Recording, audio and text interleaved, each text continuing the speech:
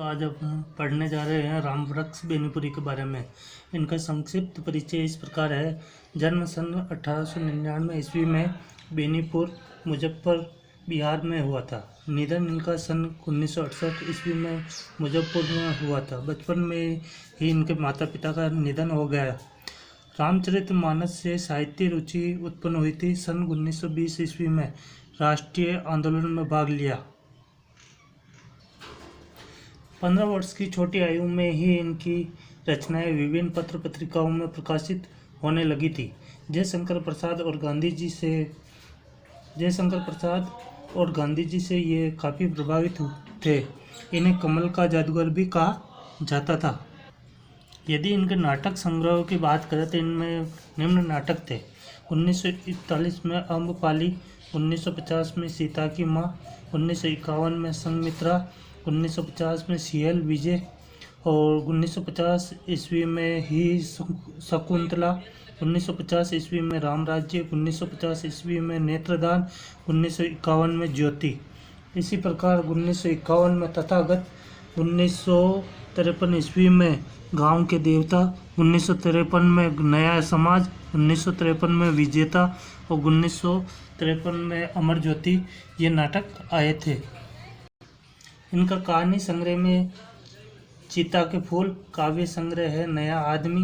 जीवनी में बात करें तो इन्होंने निम्न व्यक्तियों पर जीवनी लिखी है। शिवाजी, विद्यापति, लंगट सिंह, गुरु गोविंद सिंह, रोजा लक्जमबर्ग, जयप्रकाश और कार्ल मार्क्स।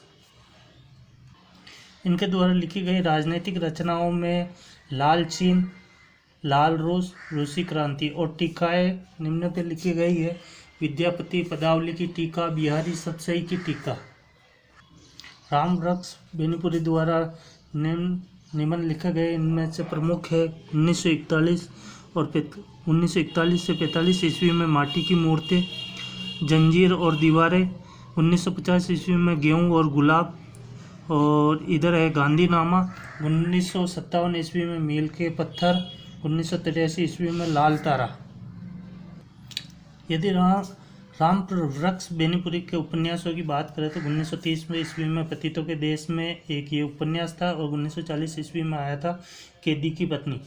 संपादन कार्य इनके द्वारा जो संपादन कार्य किए गए थे वो निम्न इस प्रकार है। 1921 ईस्वी में तरुण भारत जो साप्ताहिक था, 1922 ईस्वी में किसान मित्र साप्ताहिक था, 1926 ईस्वी में बालक ये पत्रिका थी जिसमें ये मासिक थी, 1929 ईस्वी में युवक जो ये मासिक था और 1934 ईस्वी में लोक संग्रह, 1934 ईस्वी में कर्मवीर, 1935 में योगी जो साप्ताहिक था, 1937 ईस्वी में जनता जो साप्ताहिक था, 1946 ईस्वी में हिमालय जो मासिक था, 1950 ईस्वी में चुन्नू मुन्नू जो बालोपयोगी मासिक पत्रिका थी, नई धारा ये एक मासिक पत्रिका थी।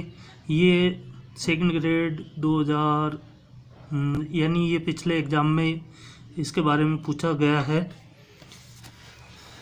और इनके यात्रा वृत्तांत के बारे में पढ़े तो पैरों में पंख बांधकर उड़ते चलो से समरण जो रचना है, जंजीर और दीवारें, और संपूर्ण साहित्य इनकी जो भी इनके नाम से ये बेनीपुरी रचनावली जो 8 खंड में प्रकाशित हुई थी।